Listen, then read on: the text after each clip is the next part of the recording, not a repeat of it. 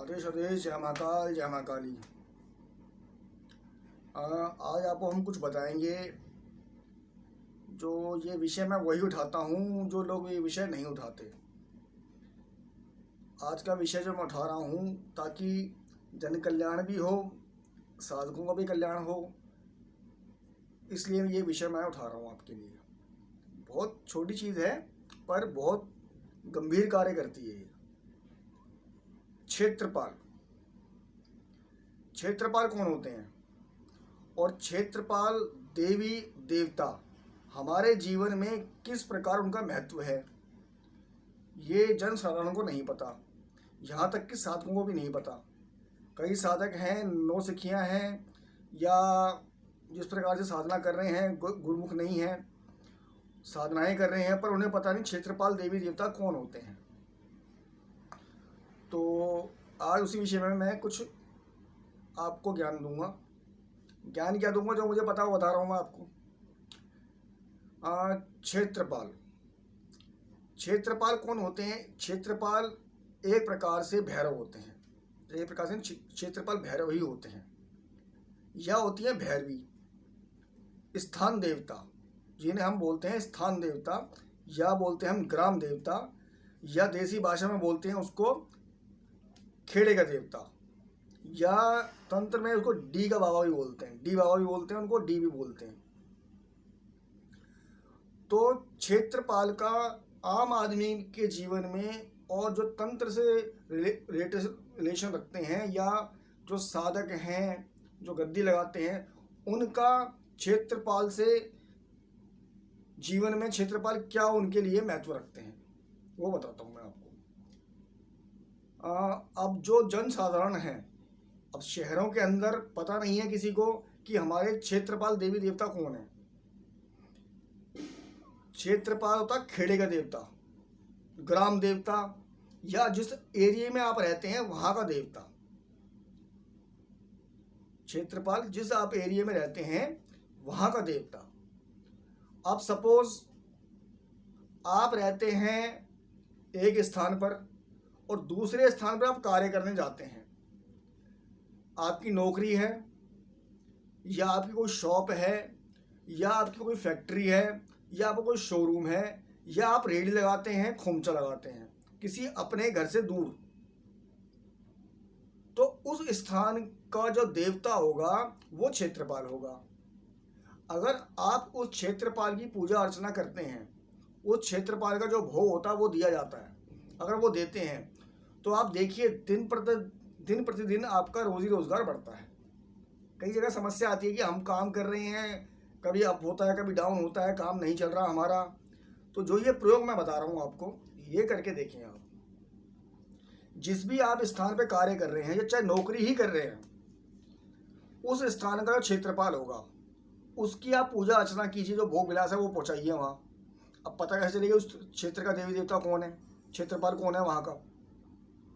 तो जिस एरिया में आपकी दुकान है, शोरूम है, या खेड़ा, आप जो भी अपना वहाँ पे खोमचा लगा रहे हैं, रेडी लगा रहे हैं, छोटा भी कार्य है या बड़ा कार्य है, या फैक्ट्री है, आपका शोरूम है, काम चल रहा है, बंद हो रहा है, चल रहा है, बंद हो रहा है, नुकसान हो रहा है, तो उस एरिया में आप ये देखिए, कोई मंदिर हो, उस एरिया का मंदिर, चाहे छोटा मंदिर हो, उस मंदिर में भैरव जी की मूर्ति हो, उस एरिया में भैरव जी की मूर्ति हो, तो आप वहाँ पे भैरव जी को जो भी प्रसाद चढ़ता है वहाँ पे वो चढ़ाएं। या फिर भैरव जी की मूर्ति नहीं है, किसी देवी का मंदिर है, कच्चा छोटा मंदिर हो उस एरिया के अंदर, तो वो स्थान देवी हो जाती है वहाँ की। चाहे छोटा मंदिर हो तो वहाँ जाके उनकी जो पूजा अर्चना, जिस प्रकार से वहाँ क्या रीति रिवाज है मंदिर का, वो आप कीजिए।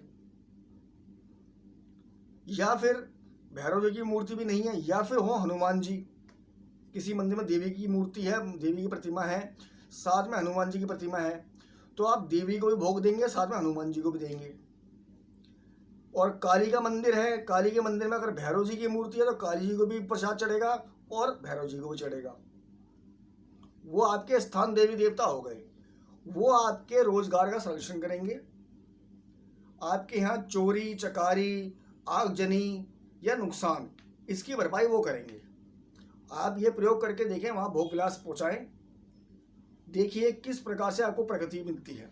जो काम आपका 10 साल से वहीं था, एकदम से तो पहिए लग जाएंगे उसके अंदर। दूसरा, जो लोग साधक हैं, जो लोग साधना मार्ग में हैं, जो लोग गद्दी लगाते हैं, कई केस आते हैं हमारे पास भी कि भाई गद्दी लगाई हमने, गद्दी चल रही थी, गद्दी किसी ने बांध दी, किसी ने गद्दी बांध दी हमारी, काम नहीं चल रहा। जो देवी देवता पहले काम करते थे वो अब काम नहीं कर रहे। 100 में से 80% यही कार्य होता है कि आप क्षेत्रपाल को नहीं पूछते। अपने जिस एरिया में आप बैठ के गद्दी लगा रहे हैं या साधना कर रहे हैं, उस एरिया के क्षेत्रपाल को पूजना अनिवार्य अनिवार्य अनिवार्य है। तो उस एरिया के क्षेत्रपाल को आपको ने पूजना चाहिए, जो भी एरिया के क्षेत्रपाल हो। अगर वो क्षेत्रपाल आप नहीं पूछते और उनके बिना पूछे आप साधनाएं या गद्दी चला रहे हैं, तो आपकी गद्दी रुक जाती है या साधना आपकी पूर्ण नहीं होती। क्षेत्रपाल के नीचे, क्षेत्रपाल के अंडर में सारे वीर आते हैं, सारी जोगनियाँ आती हैं, माँ काली की जोगनियाँ आती हैं इसके अंदर। साथ में आपके एरिया का भूत प्रेत पलीत उतारे तक, जो लोग उतारा करेंगे आपके एरिया में, वो भी चीज़ें विघ्न डालेंगी आपकी गद्दी पर। वो चीज़ें भी आपके यहाँ आके विघ्न डाल सकती हैं। क्षेत्रपाल तो करेगा करेगा। तो अगर आपने आगे बढ़ना है तो क्षेत्रपाल को पूजना जरूरी है। अब इसका मैं आपको देता हूँ एग्जाम्पल कि क्षेत्रपाल को पूजना क्यों जरूरी है।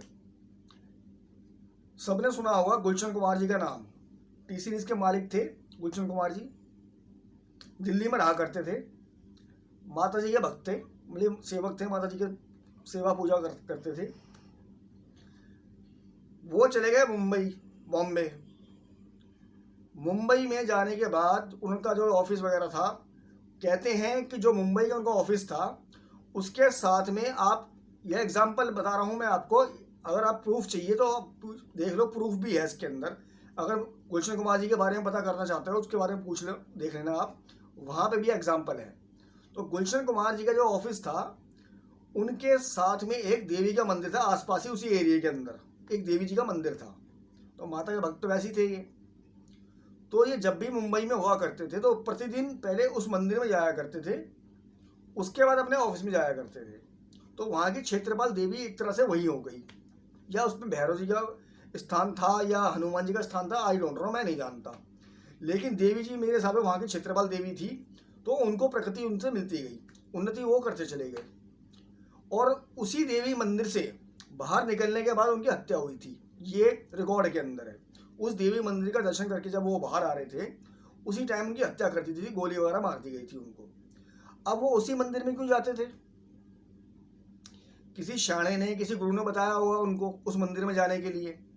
वरना मुंबई में महालक्ष्मी टेम्पल है, सिद्धि विनायक है, बड़े बड़े स्टार जाते हैं वहाँ पे, वो वहाँ नहीं जाते थे। कभी कभार गए होंगे तो मुझे नहीं पता, लेकिन प्रतिदिन वहाँ नहीं जाते थे। जब भी मुंबई में थे, प्रतिदिन इस मंदिर में जाते थे, जो छोटा सा मंदिर था। तो आपके एरिया में जो छोटा सा भी मंदिर हो, उसका छोटा बड़े से मतलब नहीं है, उसकी मान्यता बहुत है जीवन के अंदर। इस प्रकार से आप करके देखें। बाकी जो साधक लोग हैं, जो साधना मार्ग में हैं, तो क्षेत्रपाल सिद्ध करना पड़ता है भैया। अगर आप साधना कर रहे हैं, आम आदमी के लिए जरूरत नहीं है क्षेत्रपाल को सिद्ध करने के लिए, लेकिन जो साधना मार्ग में है, तंत्र मार्ग में है, या इस प्रकार से गद्दियाँ लगाते हैं, तो आपको सबसे पहले क्षेत्रपाल सिद्ध करना पड़ेगा। नहीं तो भैया आपके घर में परेशानियां बनी रहेंगी, आसपास की चीज़ें आपके यहाँ दिक्कत देंगी, गद्दियाँ बंद हो जाती हैं लोगों की। उसका कारण ये है कि क्षेत्रपाल नहीं पूजा जाता। क्षेत्रपाल पूजने की एक साधना मैं बताता हूँ, छोटी सी साधना बताता हूँ मैं आपको, वीडियो लंबी हो जाएगी नहीं तो, कि क्षेत्रपाल को सिद्ध किस प्रकार से किया जाता है। डिटेल में नहीं बता रहा मैं, अभी छोटा सा बता रहा हूँ कि इसके ऊपर दोबारा दूसरी वीडियो बनाऊंगा, क्षेत्रपाल को सिद्ध किस प्रकार से किया जाता है। अगर क्षेत्रपाल आपने सिद्ध कर लिए, अब यह साधक है, हम हैं, हम साधना अपने घर में बैठे कर रहे हैं, यहाँ का क्षेत्रपाल को हमने भोग विलास दे दिया। अब आप यही साधना किसी जंगल में, किसी दूसरी स्थान में जाके कर रहे हैं। कई साधनाएं ऐसी होती हैं जंगल में करनी पड़ती है, वीराने में, शमशानों में ऐसी करनी पड़ती हैं।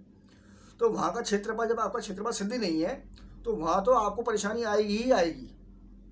चुड़ैल, भूत प्रेत, डाकनियाँ, शाकनियाँ, अदरवाइज जैसे भी आफते विपत्ति आती हैं, वो परेशानी आपको मिलेगी मिलेगी। नहीं भी होती फिर भी आप साधना कर रहे हैं 10 दिन की, 21 दिन की, 41 दिन की, रिजल्ट 0 0।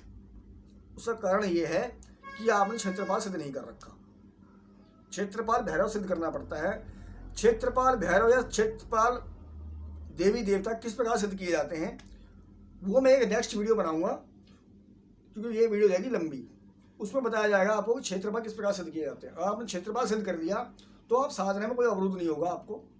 आराम से गद्दी चलाओ, दुश्मनों से कोई दिक्कत नहीं है। यहाँ तक कि मानव भी आपका वापस हो जाता है। कोई मुड़ चलाएगा आपके ऊपर, मानव का क्रिया करता है कोई आपके ऊपर साधना के दौरान, वो भी पलट जाती है।